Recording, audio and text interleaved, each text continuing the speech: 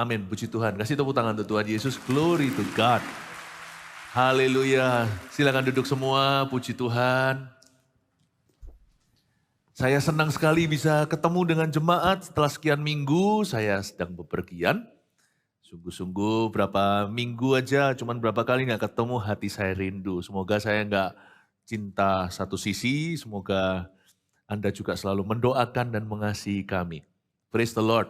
Dan saya memberi pengumuman dulu, ada dua. Satu adalah di luar sana untuk mulai minggu ini, yang di Surabaya maksudnya, ini live streaming kemana-mana. Ada booth info pembangunan rooftop. Jadi tahun depan kita ibadahnya pindah ke wing satunya. Tempatnya lebih besar dan kira-kira pertengahan tahun kita akan ke situ.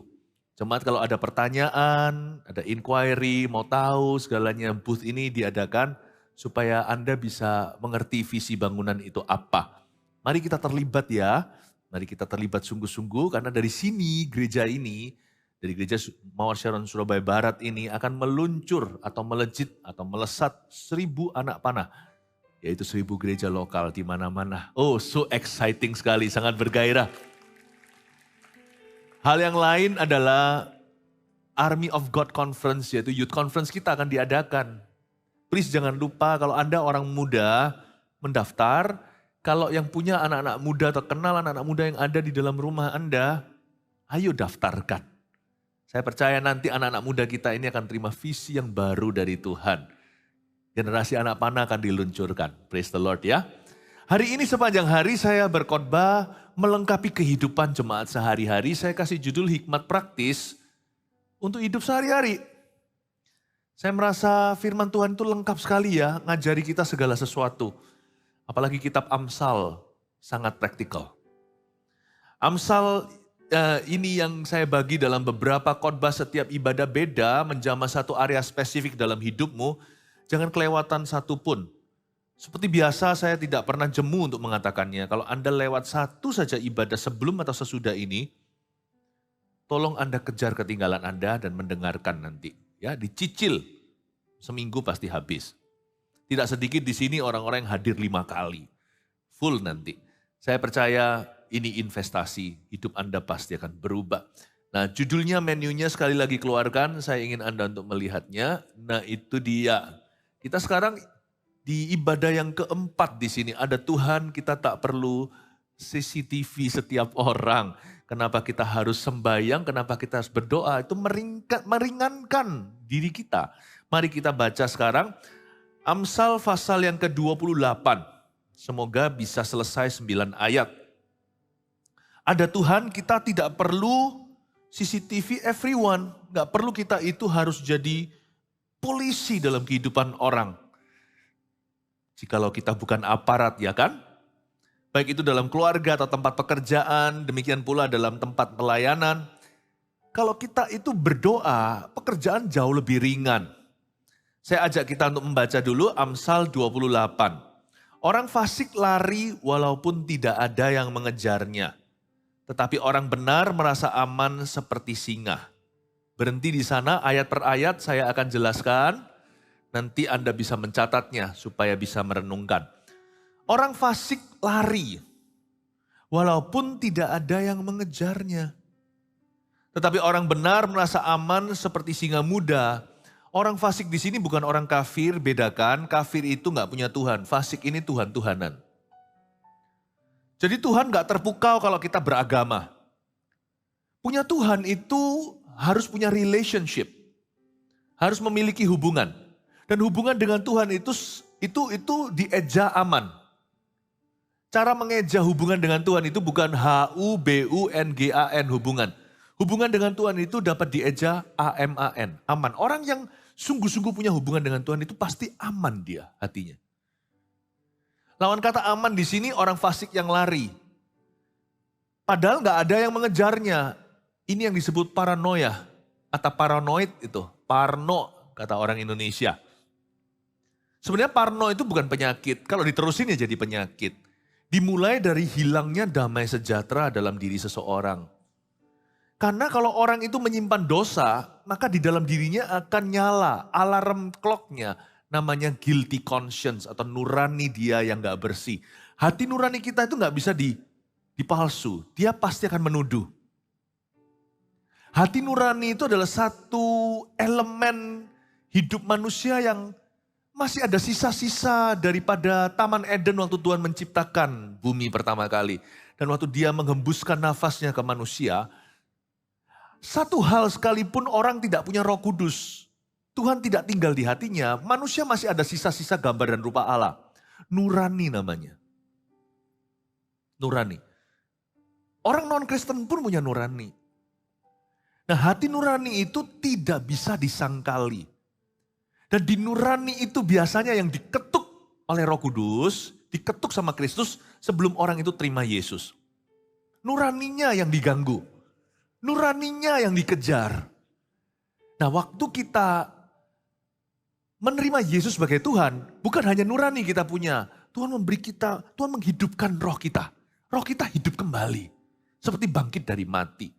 Sehingga bukan hanya kita punya hati nurani, kita punya kepekaan juga dan kita bisa mendengar suara Tuhan. Itulah sebabnya paling enak adalah keluarga yang sudah terima Yesus. Parenting paling gampang meskipun tidak ada parenting yang mudah adalah jikalau anak-anak kita dari sejak muda belia udah kenal firman Tuhan. Kita nggak parenting sendirian. Paling susah adalah kalau kita itu coba parenting hanya bermodalkan nurani kecil satu til di dalam hati putra-putrimu. Itu terlalu rapuh. Sekalipun itu adalah gambar dan rupa Allah, itu sisa. Di dunia nggak cukup berkuasa, pasti ditembus sama setan. Itulah sebabnya orang tua yang mendorong anak-anaknya untuk cari Tuhan. Bahkan orang-orang tua yang saya lihat di gereja kita itu belanin loh hari Sabtu misalnya ada ibadah voltage khusus di ruang ibadah utama ya di tempat Anda duduk ini. Pukul 1 setiap hari Sabtu. Itu orang tua antar loh. Tapi belum semua, saya belum lihat anak-anaknya diantar semua. Sebagian jemaat menyadari pentingnya. Sebagian jemaat mengerti tujuannya dan mereka tahu bahwa harga yang dibayar nggak seberapa. Kalau enggak, tanpa Tuhan, tanpa firman, tanpa gereja yang hidup, good luck my friend. Gereja setan, bukan gereja setan, seluruh dunia ini yang dibawa kaki iblis, pasti akan melawanmu. Mana kuat parentingmu sendirian. Dalam parenting, kita itu perang kerajaan. Gak bisa keluarga lawan kerajaan setan. Harus keluarga itu dalam kerajaan Tuhan. Kerajaan lawan kerajaan. Saya ngomong gini coba saya build up satu poin dulu. Bahwa orang tua yang belanin bawa anaknya ke gereja. Zaman dulu namanya sekolah minggu. Itu orang tua yang smart. Biasanya nanti baru koar-koar Tuhan ketika anaknya sudah menjadi domba tersesat. Bapak ibu saudara saya dorong ya. Kalau Anda di usia preteen. Sebelum mereka itu SMP lebih lanjut ya. Misalnya kelas 8, kelas 9 gitu. Kelas 7, kelas 6, kelas 5. Anter gih. Bukan supaya kita ramein kursi. Tapi itu adalah investasi sejak dini dalam kehidupan mereka. Kita harus tahu kita gak bisa sendirian. Saya aja sebagai pendeta kurang-kurang apa kalau saya mau dekat sama Tuhan. Anak saya aja digembalakan loh di gereja ini dan bukan oleh saya secara langsung. Digembalakan oleh kakak-kakak yang ada. Digembalakan oleh kakak-kakak di Eagle Kids maupun di Army of God di youth-nya. Saya ngomong kepada parents dulu. Kita gak bisa jadi CCTV anak-anak kita. Gak bisa kita percaya semata-mata sama nuraninya. Nurani pun bisa kebal. Kita butuh Roh Kudus bukan hanya nurani manusia biasa. Kita butuh Roh Kudus. Sama Roh Kudus saja orang bisa lengah dan jatuh kok. Orang fasik di sini itu bukan orang tidak bertuhan. Tapi orang yang meninggalkan Tuhan. Orang fasik lari walaupun tidak ada yang mengejarnya. Tetapi orang benar merasa aman seperti singa muda. Bapak ibu saudara saya mau kembali ke ayat 1 ini saya jelaskan lagi. Tuhan itu bisa kerja lewat nurani dulu. Dan kalau kita sudah kenal Tuhan, Roh Kudus semakin menjadi-jadi karena kita punya hubungan. Pernahkah ketika kita mau berbuat dosa itu rasa seperti diliatin? Saya nggak perlu tanya siapa yang pernah demikian angkat tangan. Pasti semua pernah. Kalau kita mau berbuat sesuatu yang buruk misalnya hidden sins atau dosa yang kita sembunyikan atau kita lakukan diam-diam. Tidak ada orang yang lain yang tahu seperti kebiasaan buruk apa. Ya, setiap orang berbeda. Kita merasa seperti ada yang ngeliatin kita. Itu bukan perasaan loh. Itu bukan perasaan. Itu sebuah dimensi yang lain yang Tuhan izinkan Anda rasakan ketika seseorang mau berbuat dosa. Seperti ada orang yang memperhatikan. Seperti orang ketakutan, seperti orang yang memperhatikan. Orang fasik lari walaupun tidak ada yang mengejarnya. Perasaan seperti ada sepasang mata lagi liatin dirimu. Ketika Anda mau buka pornografi, takut nanti ketahuan. Kadang-kadang lihat kiri kanan ada CCTV sungguhan. Itu adalah Roh Kudus yang bekerja. Itu Roh Allah. Ada rasa seperti, waduh. Ya, misalnya kalau kita mau mencuri nih di sebuah department store. Tiba-tiba adrenalinnya keras, berdegup kencang. Lalu habis itu keringatan. Tadinya padahal kalau nggak membuat kejahatan santai-santai tuh. Tapi sekali ada pikiran buruk, mau ngambil sesuatu. Ada perasaan takut ditangkap. Atau takut ketahuan. Ya kan? Itu dari Tuhan juga. Orang fasik lari walaupun tidak ada yang mengejarnya. Celaka. Kalau orang fasik sudah bisa tenang atau damai sejahtera palsu. Nurani itu adalah bagian hidup kita yang sangat berharga, itu harus dijaga. Makanya itu kalau tiba-tiba kita nggak serak melakukan sesuatu, apalagi kita sudah tahu firman Allah, don't do it. Don't kill your conscience. Jangan bunuh nuranimu.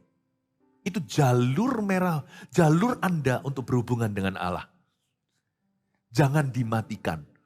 Celakalah orang yang bertahun-tahun menyangkali nuraninya sampai-sampai nuraninya ngambek.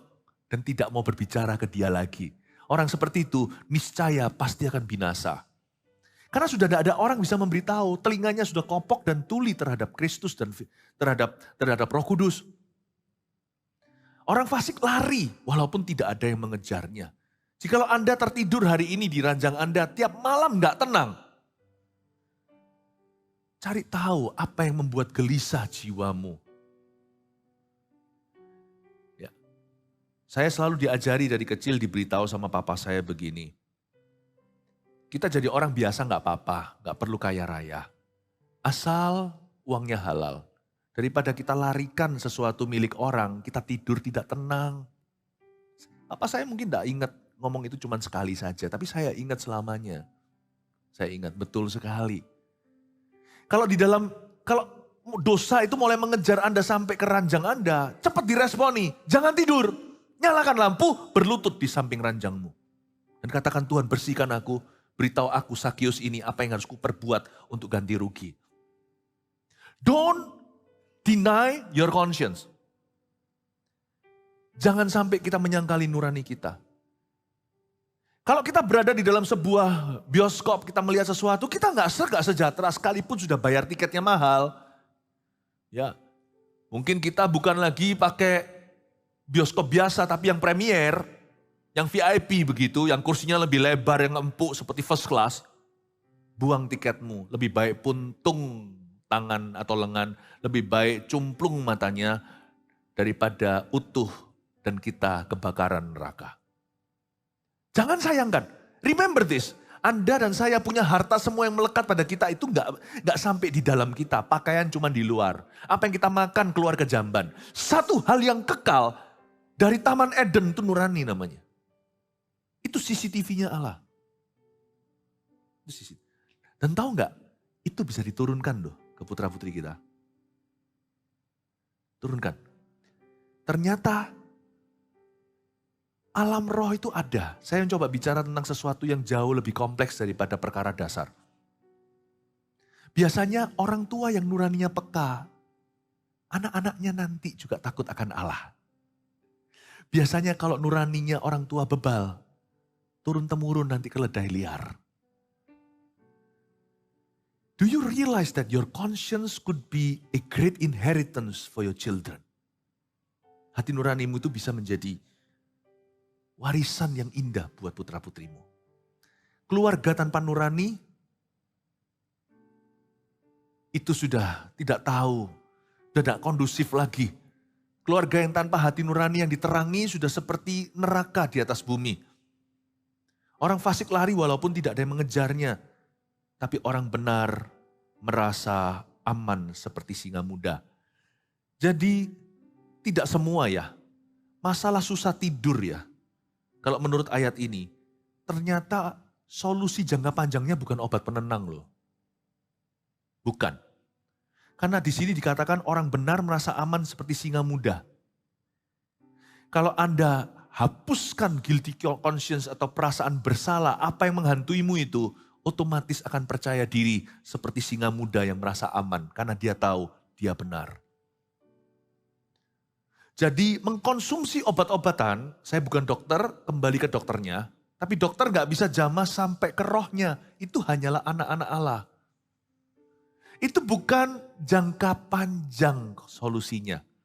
Ternyata banyak orang itu tidak tenang, dia lari walaupun tidak ada yang mengejar.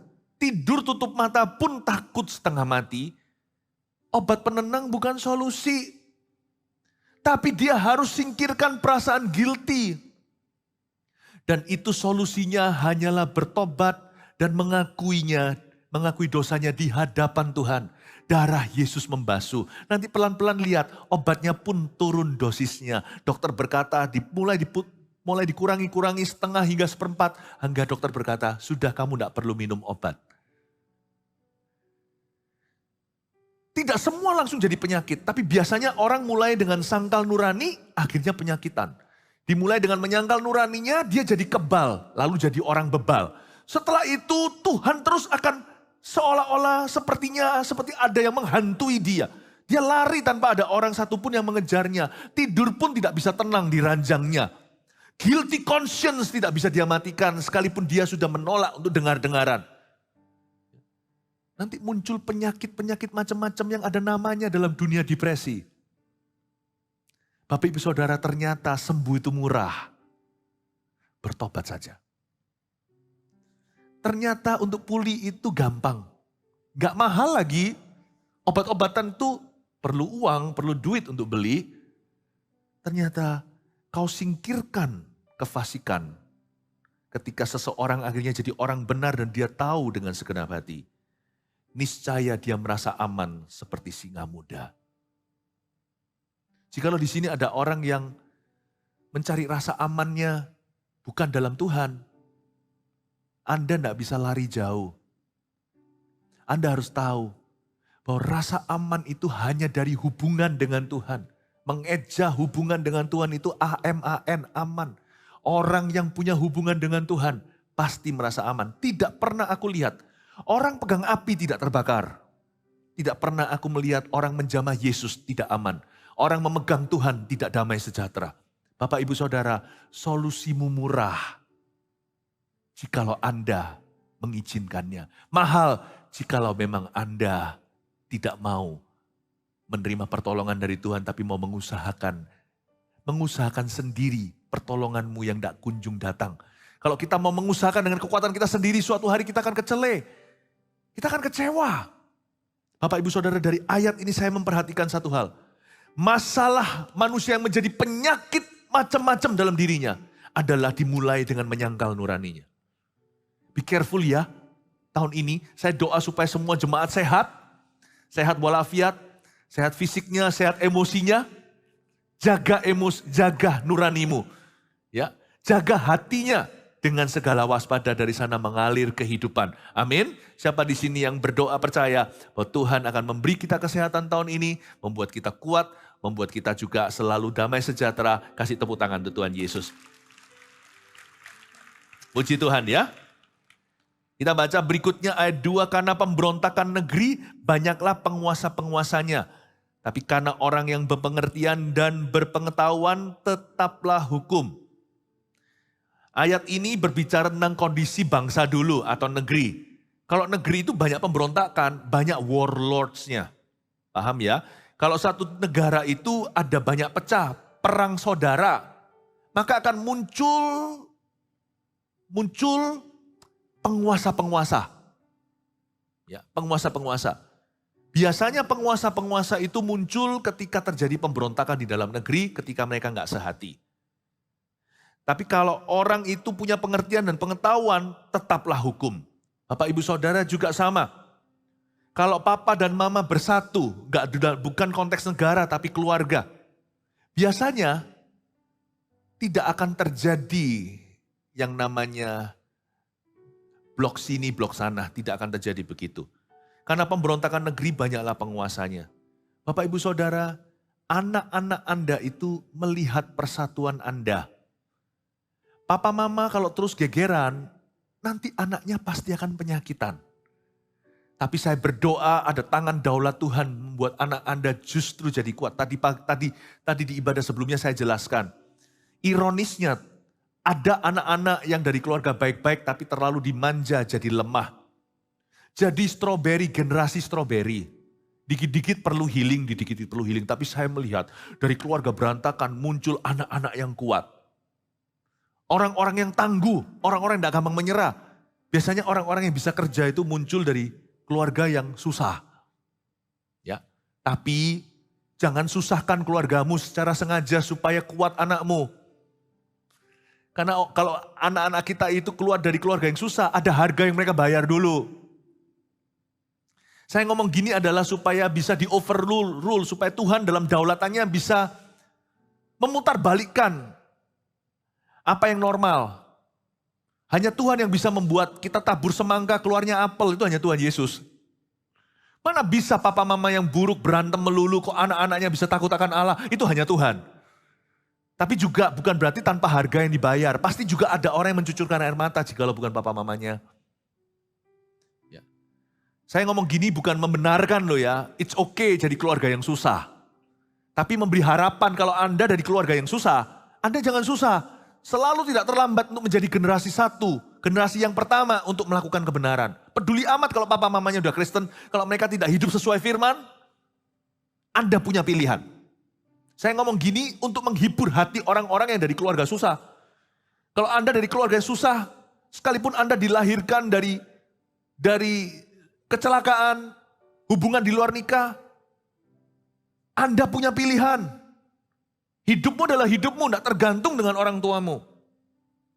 Anda punya pilihan moral sendiri, Anda punya pilihan spiritual. Saya ngomong begini, hanya Tuhan yang bisa memutar balik orang tabur jeruk keluar semangka, itu hanya Tuhan Yesus. Kalau manusia itu tabur tuanya, tabur jeruk ya keluar jeruk. Tabur jeruk busuk ya keluarnya busuk. Saya ngomong gini, dari dua sisi, karena ini hikmat yang praktis, tidak ada sesuatu yang baku, tidak boleh kaku. Dari sisi orang yang dari keluarga susah, jangan susah hati.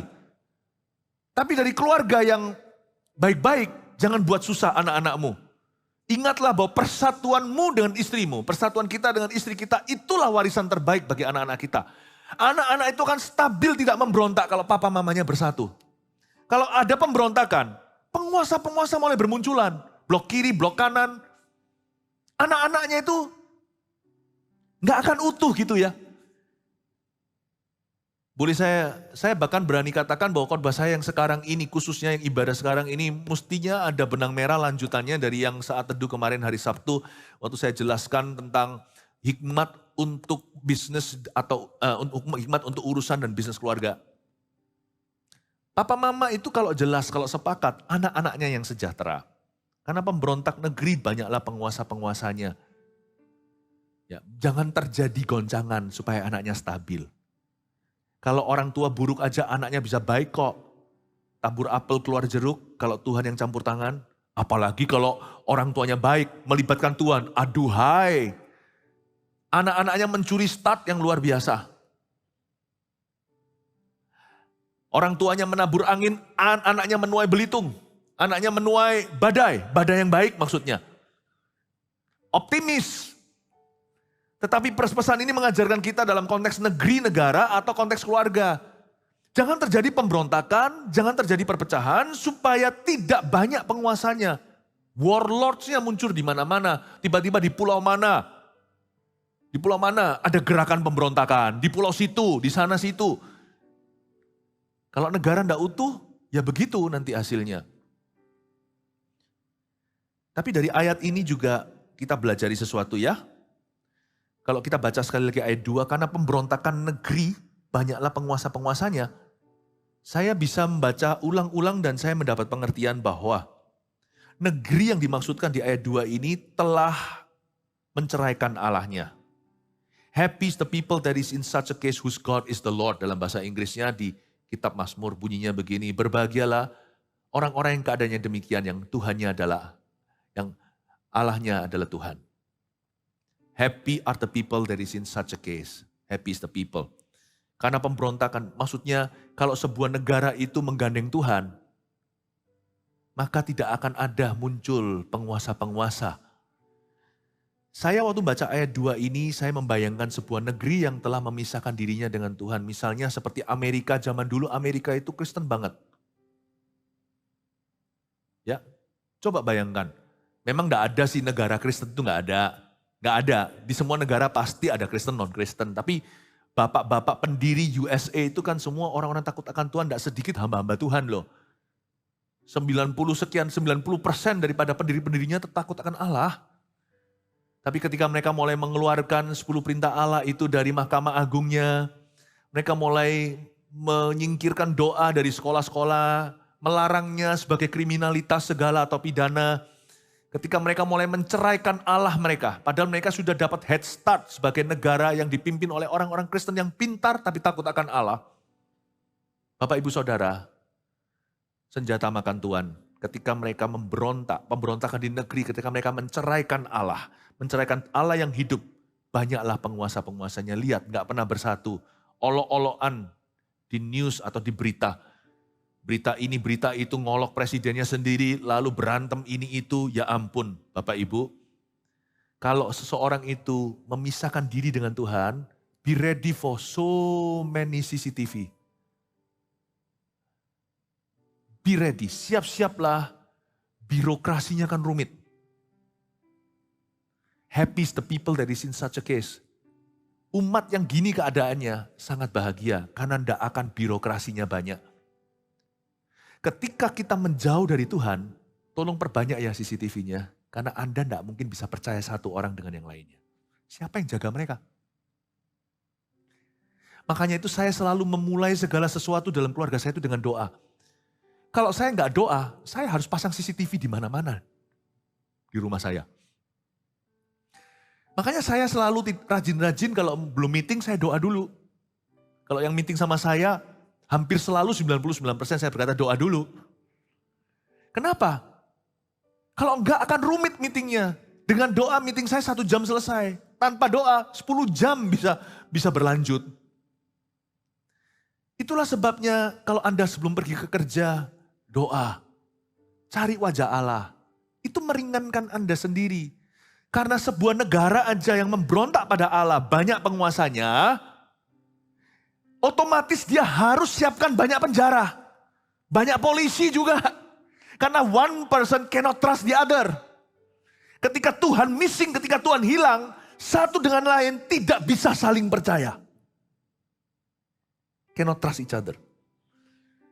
Karena fondasinya lenyap. 10 perintah Allah tiada. Lalu, sudah gak ada lagi kekangnya. Tidak ada lagi tali suci yang mengikat mereka. Bahaya loh. Saya gak mau berada di satu ruangan dengan orang yang tidak percaya 10 perintah Allah. Karena bagi dia mencuri oke, bahaya. Saya pegangi. Jangankan saya pegangi barang berharga. Sepatuku pun mungkin tak pegangi. Saya gak mau berada di satu ruangan dengan orang yang tidak percaya jangan membunuh itu benar. Jangan-jangan saya merem, saya diracuni. Celakalah suami istri yang tidak punya pedoman firman. Dengan apa Anda dipersatukan? Makanya itu anak-anak Tuhan dilarang keras untuk jadi dengan orang-orang yang bukan anak-anak Tuhan. Apa pedomanmu? Apa pegangannya? Sekalipun jangan membunuh itu hukum di negeri, 10 perintah Allah masih merupakan undang-undang di seluruh negara, di negara-negara kecuali negara-negara yang jahat, yang teroris, yang mengizinkan kejahatan. Tapi kalau yang terang-terangan, sebagian besar negara masih waras. Ya. Tapi lebih dari itu bukan hanya 10 perintah Allah. Kalau dalam keluarga Anda jadian, suami istri jadian menikah dengan orang yang bukan anak Tuhan. Terlalu banyak bedanya di setiap halaman firman. Anda percaya firman, dia percayanya lain. Gak bisa jalan. Please jangan kompromi di area ini. Cari menantu juga sama nanti. Jangan cari yang kaya dulu. Kekayaan itu bisa dicari. Asal sana sama-sama punya pendidikan, kerja, mau orang yang berani banting tulang, bukan anak manja seperti khotbah saya tadi sebelumnya, tapi anak yang bisa kerja. Gak apa-apa dia gak dicinta, dia anak tirikan, justru jadi tangguh ya kan. Asal kita melihat calon menantu misalnya adalah orang yang bisa dipercaya, orang yang mau kerja, orang yang gampang menyerah, gampang cari uang bisa belakang. Asal bukan orang yang berjudi dan suka utang. Ngontrak pun jadi, suatu hari masih bisa beli rumah sendiri. Kalau mau cari itu, selalu harus melihat hubungan orang itu atau calon menantu Anda. Apakah takut akan Tuhan atau tidak? Karena kalau enggak, nanti pernikahannya anakmu, anak kita akan banyak penguasa-penguasanya. Penguasa-penguasanya. Oh, ngerilah sebuah negara yang memberontak sama Allah, ngerilah sebuah keluarga, atau ngerilah sebuah pekerjaan yang tidak melibatkan Tuhan. Siap-siap saudaraku, habis uang pasang CCTV di mana-mana. Birokrasinya harus rumit, ini harus jaga itu yang dijaga harus dijaga sama ini harus dijaga sama itu sama ini harus dijaga sama itu. Karena no one trust no one. Gak ada orang percaya sama siapapun. Meskipun kalau kita dalam Tuhan gak boleh menuntut kepercayaan. Pokoknya percaya dong aku orang Kristen. Gak, semua harus diuji, saya ngerti. Tetapi levelnya itu gak bisa ditandingi. Kalau kita tidak melibatkan Tuhan, celaka saudara. Kita sungguh-sungguh tidak bisa dipercaya dan tidak bisa mempercayai siapa-siapa. Karena negeri yang memberontak sama Tuhan banyak penguasanya. Birokrasinya pasti akan sangat rumit sekali. Di rumah kami saya juga terapkan sesuatu. Oh, saya nggak berani tinggal di rumah saya meskipun itu rumah saya sendiri. Tanpa saya bangun mesbah saya di sana. Mesbah doa itu nggak harus keluarga selalu kumpul sama-sama. Saya selalu mengagumi keluarga yang bisa ngumpul setiap hari. Doa bareng-bareng itu saya kagum. Saya kagum. Karena bahkan keluarga kami pun nggak bisa kumpul bareng itu nggak bisa. Apalagi sekarang anak-anak saya sudah pada sekolah. Satu sekolah luar negeri lagi. Tapi satu hal yang menjadi tulang punggung dalam keluarga kami adalah kehidupan doa orang tua, papa mama.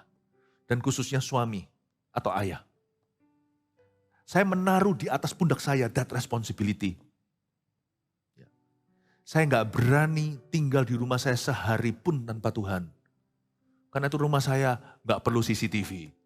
Bukan harafiah, maksudnya kiasan. Rumah saya nggak perlu. Karena selalu di rumah kami, anak-anak kalau datang ngakui sesuatu yang salah, itu bukan karena mereka ketahuan. Tapi nurani mereka yang dihidupkan oleh Roh Kudus akibat doa orang tua itu yang datang satu-satu berkata, aku salah begini, aku salah begitu, mereka yang ngaku. Tak beritahu ya, saya kasih bocoran, parenting dengan Roh Kudus itu paling gampang. Suatu hari saya seperti mau tertawa tapi gak boleh kan. Anak saya masih kecil datang dan ngomong aku salah gini-gini. Padahal kalau saya pikir salahnya gak seberapa. Saya juga gak pernah marah-marah. Mereka datang karena saya berkata wow. Saya kagum, saya berkata di rumahku ini ada Roh Kudus. Siapa bilang Roh Kudus hanya ada di dalam gereja. Di rumah saya ada. Kalau gak gitu anak saya kalau salah sedikit datang ke saya ngaku. Ngaku. Gak ada disuruh. Dan saya juga gak main nabi-nabian. Lalu saya beritahu sama dia, Daddy tahu kamu dosa apa hari ini. Enggak gitu, saya gak pakai begitu. Berapa orang salah kira. Berapa orang Berlebihan imajinasinya, ada yang tanya sama anak saya begini, kalau papamu di rumah itu gimana? Khotbah kalian terus ya?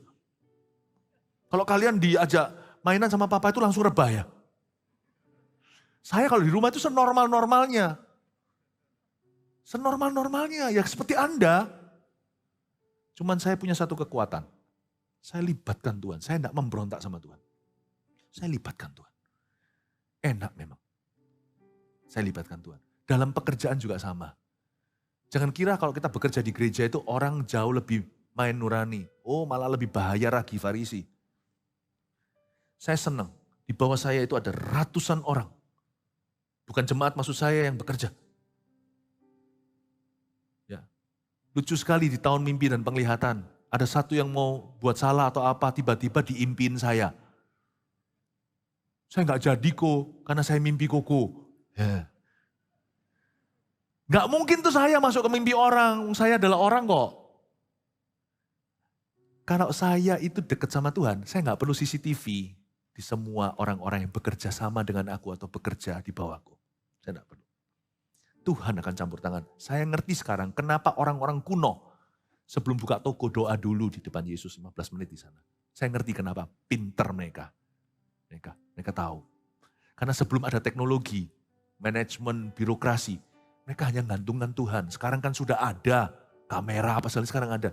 Dulu nggak ada. Jadi orang kuno itu ada poinnya. Ada benernya. Orang Kristen kuno itu loh. Mereka di dalam tempat kerjanya itu doa dulu. Bosnya datang lebih early sebelum pegawainya. Karena bosnya yang takut akan Tuhan dan berdoa, Tuhan, kuserahkan pekerjaanku dan sebagainya. Aneh ya. Ada banyak cerita gimana kliennya uang kelebihan dikembalikan loh. Itu kalau bukan Tuhan. Rekannya yang gimana bisa datang minta maaf. Saya dengar cerita itu gak 1-2. Rekannya mau tipu dia gak jadi karena tiba-tiba gak serak hatinya. Ini orang baik gini kok aku tipu. Padahal rekannya gak takut sama Tuhan. Disentil nuraninya sama Tuhan Yesus. Smart, orang kuno itu betul. Betul orang kuno itu. Ada yang salah juga orang kuno. Kalau dulu kita makan gak selesai, gak habis ya. Lalu berkata, kalau kamu makannya tidak selesai, tidak habis nanti mukanya istrimu nanti penuh dengan apa? Jerawat. Wah, jadi takut saya makan. Ya itunya salah, itu superstisi. Tapi yang doa ini benar, orang kuno itu betul. Jadilah kuno kalau soal doa, jangan jadi modern. Itulah sebabnya kenapa kecolongan terus. Kenapa rubah-rubah kecil banyak dalam pekerjaan Anda, pekerjaan kita. Mengapa kok banyak pundi-pundi bocor? Ya saya ngerti Tuhan ngerti hati, yang penting hatinya saya tahu. Tapi jangan lupa loh, peperangan rohani itu kuncinya di kita bukan di Tuhan. Tuhan sudah kasih kuncinya ke kita. Memang segalanya milik Tuhan. Tapi kita nggak boleh malas, kita nggak boleh beralasan, oh semuanya Tuhan. Pokoknya aku Kristen pasti semua beres. Nggak tentu. Iblis di luar sana tetap akan mencuri, membunuh. Karena dia nggak bisa membinasakanmu, dia masih bisa mencuri sesuatu. Pray. Akan ada perkara supernatural in your work. Saya sampai hari ini ditanya dengan beberapa orang dari beberapa gereja dan berkata, gimana caranya kok banyak orang mau jadi CGL di gerejamu? Kalau saya ditanya dengan sesama pastor begitu, bro, pray. Orang biasanya datang studi banding belajar apanya? Metodenya, nggak bisa. Hal-hal yang seperti tiba-tiba diimpin tadi itu, mana bisa itu ditiru. Itu nggak ada di metodenya MSJ 1, 2, 3, 4 di CGT ini nggak ada. Itu encounter with God. You have no power because you don't pray. Makanya kalau orang nggak berdoa, diperbanyak apa? Penjaranya. Negara yang nggak berdoa, nggak cari wajah Allah, meskipun tetap ada penjara maksud saya. Seperti nanti anjing mengejar ekornya, kuat-kuatan. Kucing-kucingan, Tom and Jerry itu loh, sampai sekarang itu gak ada endingnya. Saya males nonton itu, waktu kecil saya suka. Sekarang siapa yang menang saya gak tahu. Tom selalu kejar Jerry dan Jerry selalu penungin Tom. Dan Tom dan Jerry gak pernah ketemu. Dan terus menerus gitu sampai saya bosan, udah saya tinggalkan.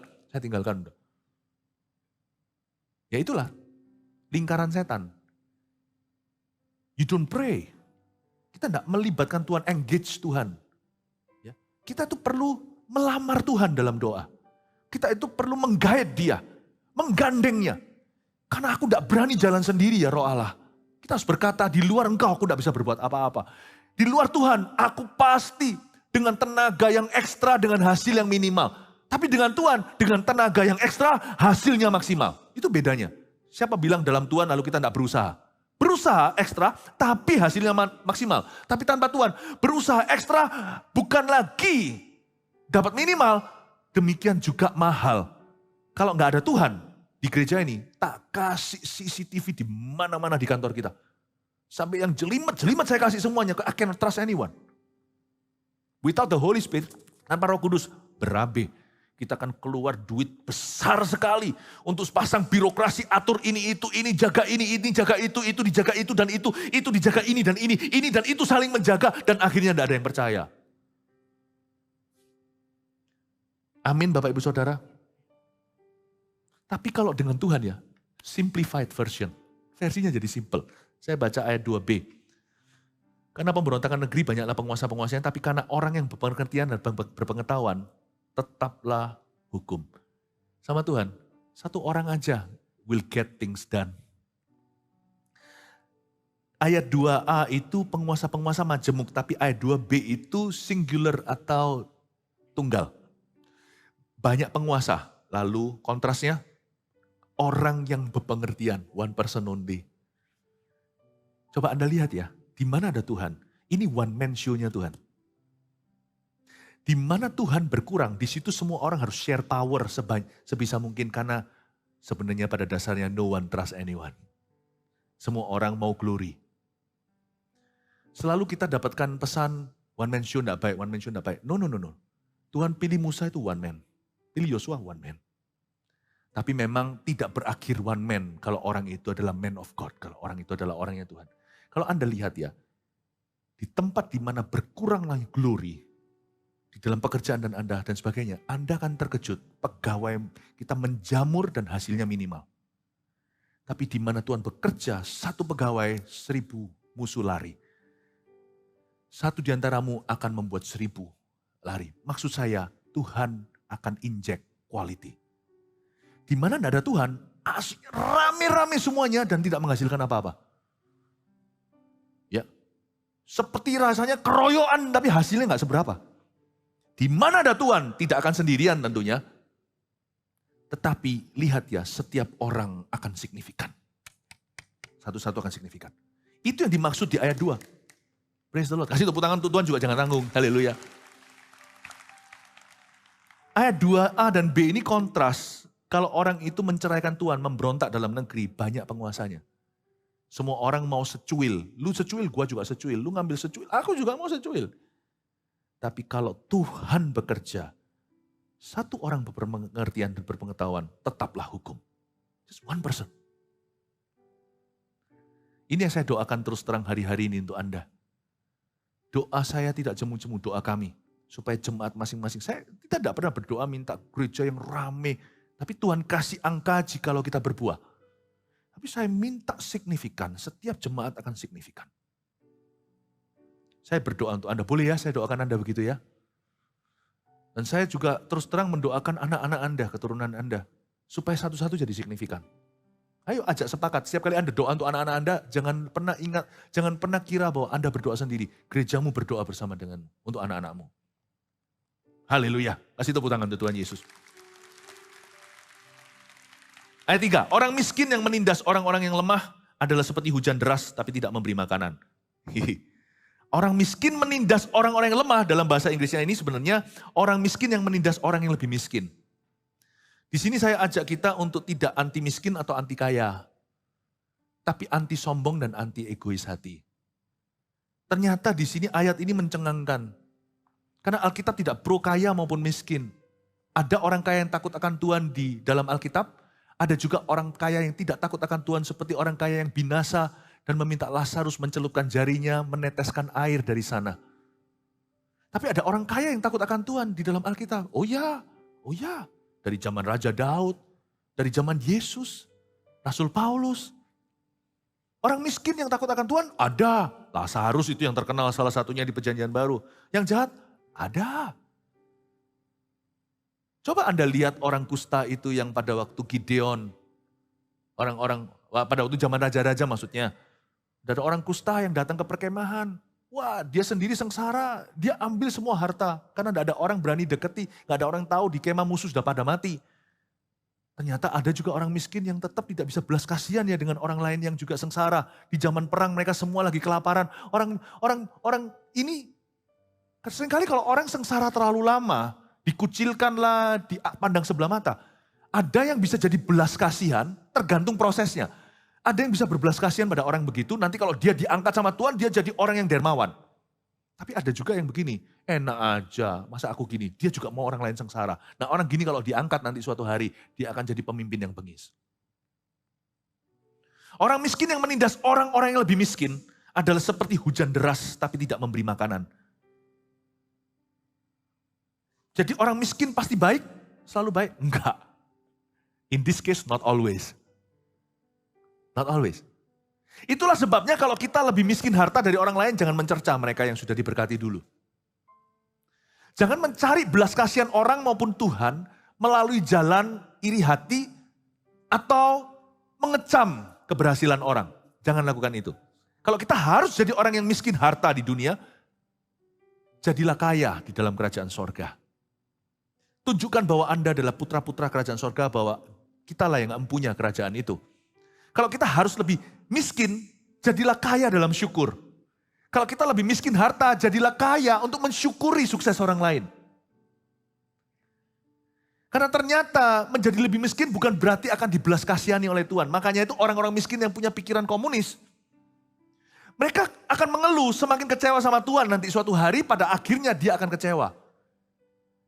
Ketika dia harus menyaksikan orang yang punya ditambahi sama Tuhan, dia nggak punya apa-apa, malah diambil. Lalu dia berkata, Tuhan tidak adil pada akhirnya. Bukan karena Tuhan pro orang kaya, tapi orang itu mengerjakan talentanya. Yang ini hanyalah suka mengkritik sesamanya. Atau kepahitan. Pernah lihat ya, orang kalau kepahitan itu ngomong apapun di mulutnya itu mengeluh. Yang gitu itu loh yang gak masuk ke tanah perjanjian. Bolehlah kita itu miskin harta, gak apa-apa. Kalau kita masih hari ini dalam hutang piutang, kita masih susah. Tapi ingatkan dirimu sendiri. Orang miskin yang menindas orang-orang yang lemah adalah seperti hujan deras tidak memberi makanan. Itu berarti mubasir sia-sia. Itu kayak hujannya deras tapi gak ada panen. Coba bisa bayangkan gak? Wangi sekali, kita mau makan di dapur, ternyata wangi-wangian. Bau kue, semprotan, kuenya gak ada. Itu kan PHP, pemberi harapan palsu. Banyak orang miskin terjebak secara harta. Kalau saya bilang miskin secara harta itu relatif ya. Kita semua miskin dibanding seseorang. Kita semua miskin dibanding seseorang, percaya gak? Semua orang miskin dibandingkan Sultan Hasan al-Bolkiah. Jadi jangan merasa kaya atau merasa miskin. Tapi hanya supaya kita punya diskusi ini bisa dimengerti, saya kasih ilustrasi. Kalau kita yang lebih miskin harta itu, janganlah kita kira bahwa Tuhan akan berbelas kasih. Don't ever, because God does not respond to pitifulness. Tuhan tidak meresponi roh mengasihani diri sendiri. Yang Tuhan responi adalah syukur. Lihat Paulus dan Silas. Yang Tuhan syukuri adalah iman. Yang Tuhan syukuri adalah optimisme yang diinspirasi oleh Roh Kudus dan firman. Ya, kata Yosua dan Kaleb, kita akan masuk ke tanah Kanaan. Itu yang Tuhan responi. God responds to faith, not pitifulness. Makanya itu kalau kita merasa kita lebih miskin dari orang lain, jangan merengek-rengek di hadapan Tuhan. Kenapa Tuhan, kenapa? Orang itu diberkati, aku tidak. Don't. Syukuri aja berkat orang, nanti tertular keciprat ke sini. Makanya itu tadi di ibadah sebelumnya saya ajarkan iri hati itu adalah kebodohan. Orang miskin yang menindas orang yang lemah, ternyata orang begini kalau diangkat, dia akan menjadi penindas. Kaget saya, orang miskin pasti baik? Nggak tentu, karena itu pilihan hati masing-masing. Dan orang seperti ini kalau dikasih authority atau posisi, cilaka. Jangan-jangan sekarang di dunia ini orang-orang yang menduduki posisi tinggi, beberapa adalah orang yang memang mentalitasnya miskin, sekalipun mereka adalah seorang yang ex-miskin. Tapi masih miskin di hatinya. Dan kalau kita merasa lebih kaya dari orang lain, miskinkan dirimu di dalam Tuhan. Kalau di dalam gereja, kita minta posisi rendah. Mulai kalau di gereja kita MSC 1, mulai jadi student lagi, murid lagi. Peduli amat kalau yang duduk di sana itu orang berkedudukan gimana. Kita harus mengosongkan diri kita. Karena berbahagialah orang yang miskin di hadapan Allah. Daripada dijatuh miskinkan oleh Tuhan, mendingan kita memiskinkan diri alias mengosongkan diri supaya empunya kerajaan Allah. Amin Bapak Ibu Saudara. Jangan bermental komunis atau kapitalis. Nanti orang-orang yang merasa diri miskin akan kecewa sama Tuhan. Kenapa? Dia akan melihat suatu law, suatu spiritual law yang dia tidak duga. Karena dia kira kalau dia punya sedikit kan pasti dibagi rata. Ternyata Tuhan gak gitu cara kerjanya. Yang mengelola talenta, yang punya 5 talenta jadi 10 itu, yang 1 punya talenta disembunyikan, 1 itu pun dikasihkan ke 10 itu. Lalu dia berkata, loh yang banyak kok dikasih. Kenapa dia ditambah-tambahkan? Kenapa pelayanan itu close kecil? Kenapa? Karena mentalitas. Brother, it's your mentality. It's your mentality. Karena liatin terus sukses orang itu tidak akan sukses. Ya, saya harap Anda menangkap hal-hal ini untuk Anda renungkan. Kita lanjutkan. Orang yang mengabaikan hukum memuji orang fasik, tetapi orang yang berpegang pada hukum menentangnya. Orang yang jahat tidak mengerti keadilan ayat 5, tetapi orang yang mencari Tuhan mengerti segala sesuatu. Ayat 4 ini bagus sekali. Orang yang mengabaikan hukum, nah dia sendiri kan pelanggar hukum nih, dia mengabaikan kan. Memuji orang fasik. Ini double sin. Dia sendiri mengabaikan hukum, tapi dia sendiri lalu nggak bertobat nih, nggak ada remorse atau rasa malu, dia malah memuji orang lain yang lebih fasik dari dirinya. Bapak Ibu Saudara tulislah ini, berdosa itu ngeri. Lebih ngeri daripada itu adalah suka berdosa. Paling ngeri adalah memuji orang berdosa. It is fearful to sin, it is more fearful to delight in sin, and the most fearful of all is to defend sin. Di dunia ini sekarang zaman edan. Bukan hanya orang berdosa lalu malu, malah dirayakan, malah parade. Lucunya begini, kita bisa berdosa ya, kita berdosa. Kita sendiri belum selesai sama Tuhan ini. Kita belum selesai nih. Lalu kita bisa bangga sama orang lain yang lebih berdosa. Nah ini bahayanya. Ini yang disebut orang yang mengabaikan hukum memuji orang fasik. Ini orang yang bukan hanya nuraninya mati, tapi sudah parah sekali. Saya nggak bisa sebut satu persatu, tapi tangkaplah itu. Hari-hari ini di media bahkan adalah kita melihat orang-orang yang, kalau saya nggak pernah kepo lihat-lihat gitu ya komentar. Cuman saya pernah sekali, 2 kali ditunjukin orang. Waktu saya lihat itu saya bisa melihat sesuatu bukan menghakimi, tapi saya menilai sesuatu di balik ini, di balik semua itu. Orang-orang yang getolnya membela dosa orang lain yang begitu vulgar dan nyata. Orang-orang itu telah menutup segala jalan pemulihan untuk hidupnya. Mending saya menjadi pemungut cukai di bait suci, saya ngaku, aku masih tidak mampu, aku ini masih candu, masih kecanduan Tuhan, aku celaka, mending kayak gitu, lebih harapan penuh. Tepuk-tepuk dadanya, aku dicelaka, aduh Tuhan kok bisa gini, daripada orang yang, ya wis lah aku memang begini, lalu mulai bela orang-orang yang lebih salah. Paham maksud saya ya? Untuk Tuhan bisa dealing dengan dia, gak sampai ke sana, dia sudah tak berkesempatan. Karena Tuhan harus selesaikan dulu promosi kampanyenya terhadap dosa-dosa yang dia banggakan dalam diri orang lain. Untuk sampai ke dianya, hati kan memang niscaya keras. Dari sini aja dia pasti bela diri. Enggak kok, memang orang itu benar segalanya dan sebagainya. Itu ditarik sampai ke dia, mungkin sudah gak cukup waktu. Berapa orang kan binasa karena mengeraskan nuraninya seperti Firaun. Dan kadang-kadang apa yang mereka lakukan itu merugikan mereka sendiri secara kekal. You see, be very careful. If something is not yet, ada satu hal yang belum rampung di hidupmu, selesaikan antara Anda dengan Tuhan. Jangan sampai lumber ke hal-hal lain dan campuri urusan orang lain. Karena dengan demikian Tuhan akan tidak sampai-sampai mengurusi dirimu. Sampai mati terlambat nanti. Bapak, Ibu, Saudara, kalau ada sesuatu yang belum selesai di hidupmu, Tuhan menunggu. Memang Tuhan belum selesai dengan hidup kita. Tapi jangan sampai meletakkan barikade sehingga Tuhan tidak bisa bekerja di dalam diri kita. Itu yang disebut orang yang mengabaikan hukum memuji orang fasik. Udahlah, kita hentikan kepo-kepo sana sini atau kepo rohani. Urusi urusanmu sendiri kecuali pelayanan untuk mengurusi orang lain dalam jalurnya yang tepat tentunya, jalurnya yang sehat. Sisanya hidupi hidupmu sendiri, selesaikan urusanmu di depan Tuhan, baru masuklah ke rumah dan nikmati hidangan. Paham maksud saya Bapak Ibu Saudara? Some people cannot, beberapa orang tidak bisa mengalami kemajuan dalam rencana Allah. Bukan karena Tuhan tidak bekerja. Karena sebelum Tuhan bekerja di dia, terjadi komplikasi lain yang dia sengaja. Saya minta di dalam nama Yesus tahun-tahun hari-hari ke depan, Jemaat Mawar Sharon semuanya sehat. Saya tahu sehat itu bukan berarti nggak ada yang sakit. Di sini masih ada orang-orang yang masih sakit, masih mengalami masalah. I understand. Kalau yang dalam konteks kasusnya seperti itu, fokuslah hingga Tuhan bekerja di hidupmu. Amin.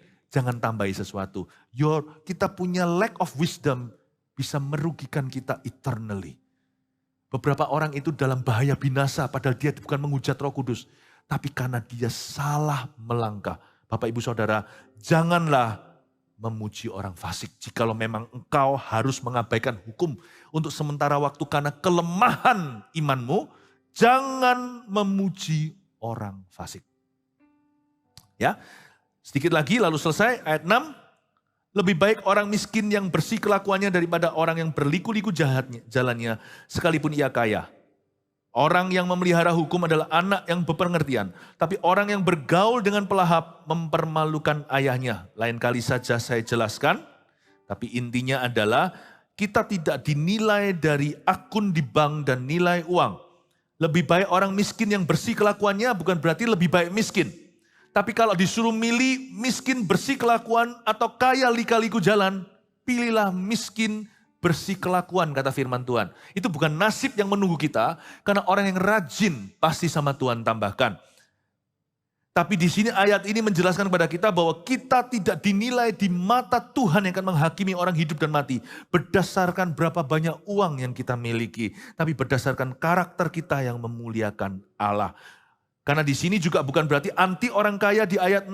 Sebab ada juga orang kaya yang tinggi integritasnya dan juga ada orang miskin yang lika-liku jalannya. Ini hanyalah mengajarkan kepada kita prioritas hidup itu harus benar.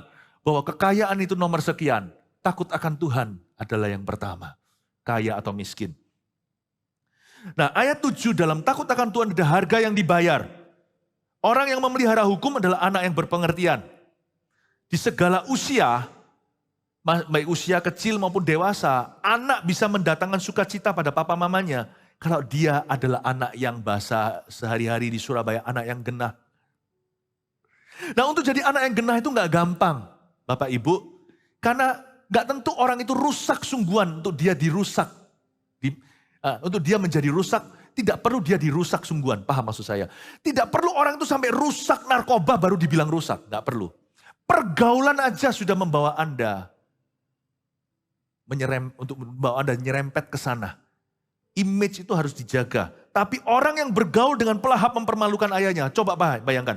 Orang yang bergaul dengan pelahap mempermalukan ayahnya. Dia sendiri belum jadi pelahap.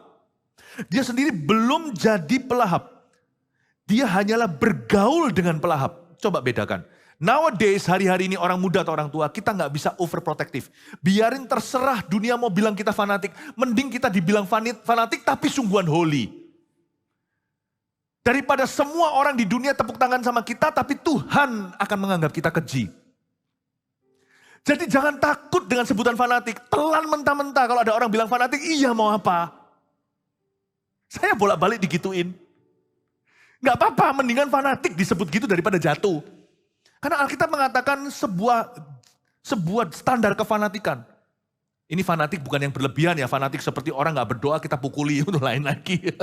Ini fanatik untuk menjaga diri maksudnya. Anda gak bisa overprotective, percayalah. Hari-hari ini zaman edan gak bisa kita overprotective sama kita sendiri.